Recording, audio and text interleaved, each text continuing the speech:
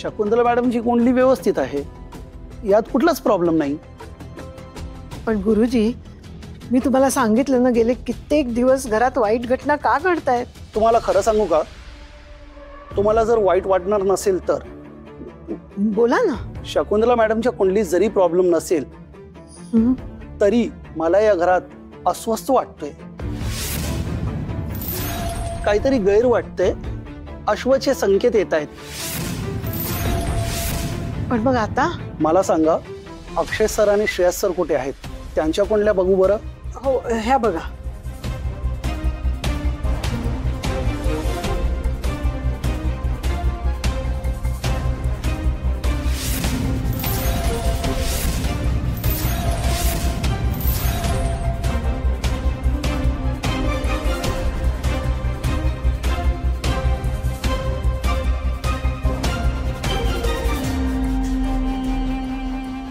अक्षयची कुंडली व्यवस्थित आहे, यात काहीच प्रॉब्लेम नाही. मी आता श्रेयस सरांची कुंडली बघतो. बघा बघा.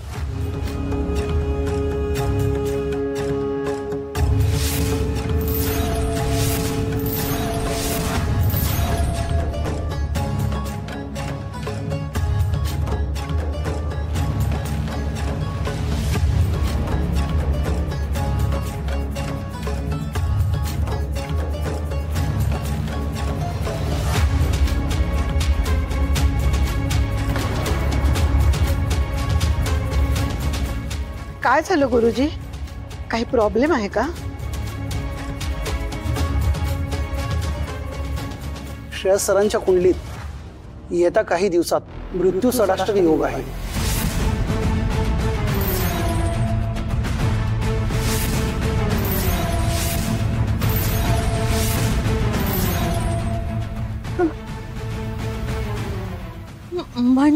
म्हणजे येत्या काही दिवसात श्रेयस सरांच्या कुंडलीत मृत्यू योग आहे.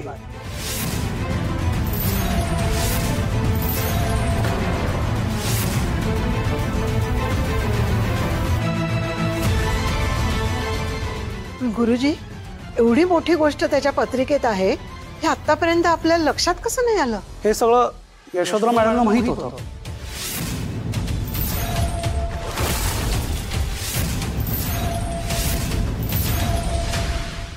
श्रेयस सर 30 वर्षांचे झाले की त्यांच्या आयुष्यात हा कठीण काळ येणार आहे. यशोधरा मॅडम नाहीशा झाल्या आणि त्यानंतर सगळं विस्कळीत झालं. माफ करा, मीही आठवण करून दिली नाही.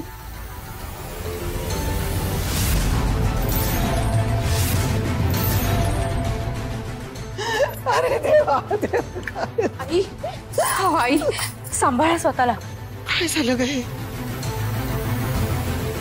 वही तिशीचं झालं, त्याचं सगळे भोग भोगावे लागतील त्याला. पण त्याचं वागणंच लहान मुलासारखं आहे. गुरुजी, यातून बाहेर पडण्यासाठी काहीतरी उपाय असेलच ना?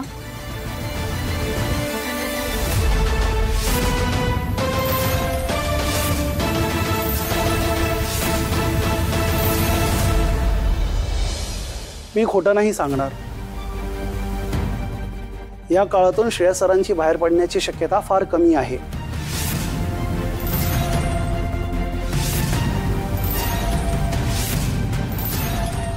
नाही नाही, काहीतरी उपाय असेलच ना?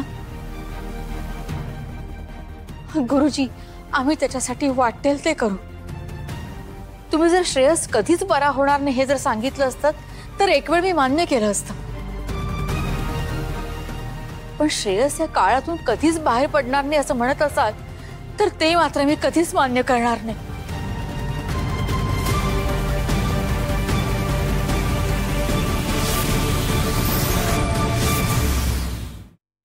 हा, म्हणजे एक उपाय आहे, पण त्याचा किती फायदा होईल हे माहित नाही. आपण सविस्तर बसून बोलूया. तुम्ही बसा.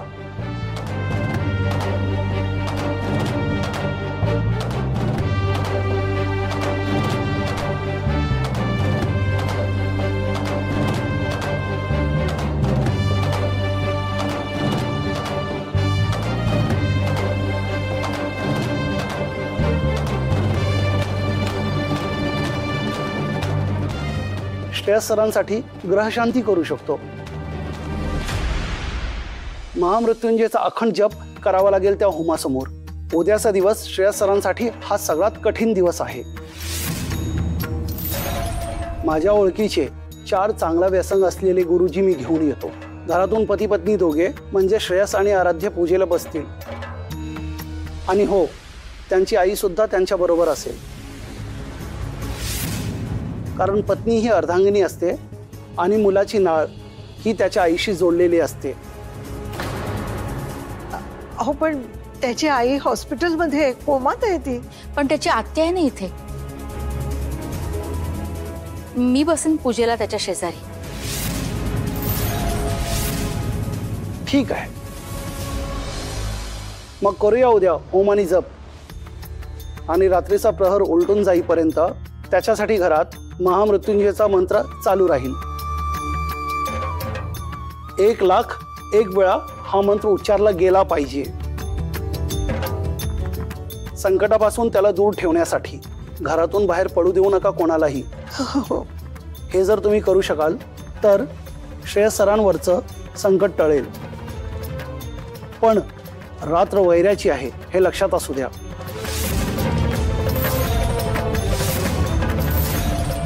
करू आम्ही गुरुजी, सगळं करू. श्रेयसला वाचवण्यासाठी जे जे करावं लागेल ते सगळं करू. पण काहीही झालं तरी मी या काळाला मात देईन आणि माझ्या श्रेयसला वाचवेन. ठीक आहे. निरोप घ्यायची वेळ झाली.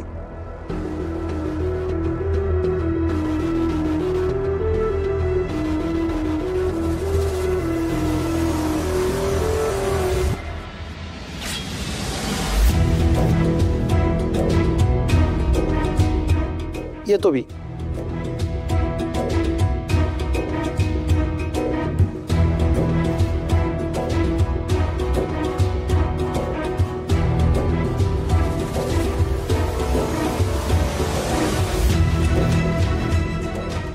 आई, डोक्याला हात लावून बसायची ही वेळ नाहीये.